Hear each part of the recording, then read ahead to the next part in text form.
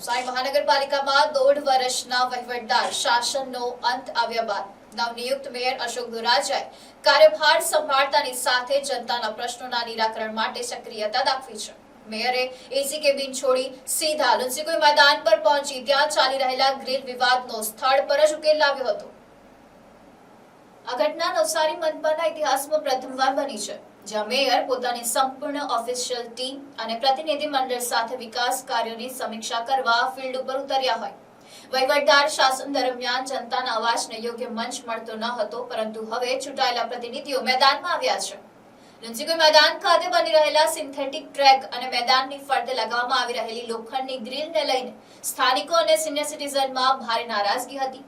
મેદાનના walking track ઉપર લગાવવામાં આવેલી ગ્રીલથી લોકોને અવરજવરમાં અગવડ પડતી હતી। મેયરે સ્થળ પર જઈને સિનિયર સિટીઝનોની રજૂઆત સાંભળી હતી। તેમની માંગણીને ધ્યાને રાખીને મેયરે ગ્રીલને પાળા પરથી હટાવીને પાછળની તરફ શિફ્ટ કરવાનો તાત્કાલિક આદેશ આપ્યો હતો, જેનાથી આ વિવાદનો સુખદ અંત આવ્યો।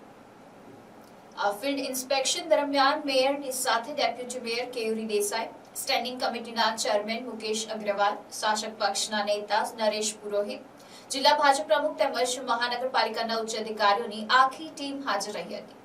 મનપાના સૂત્રો અનુસાર લાંબા સમય બાદ ચૂંટાયેલી પાંખ સત્તા પર આવતા હવે વિકાસ કાર્યોને વેગ મળશે। મેયરે સ્પષ્ટ સંકેત આપ્યા છે કે અધિકારી રાજ હવે નહીં ચાલે અને જનતાના ટેક્સના પૈસાથી થતા દરેક વિકાસ કાર્યો ગુણવત્તાયુક્ત અને સમયસર પૂર્ણ થાય તે માટે તમામ પદાધિકારીઓ ચાંપતી નજર રાખશે।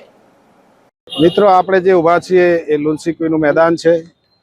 અહીંયા ગઈકાલે જે રેલિંગ લગાવવાની વાત હતી અને તાત્કાલિક ધોરણે લોકોની માગણી પ્રમાણે અટકાવી દેવામાં આવી છે। અમે બધા જાતે ધારાસભ્ય, જિલ્લા પ્રમુખ, અમારું ડેપ્યુટી મેયર, અમારા ચૂંટાયેલા સભ્યો, સંગઠન બધા આજે નિરીક્ષણ માટે આવ્યા છીએ અને નગરજનોનું જે સજેશન છે એ પ્રમાણે સુધારો કરીને આ ગ્રાઉન્ડની જાળવણી કરીશું। Bureau report NTC news, Navsari.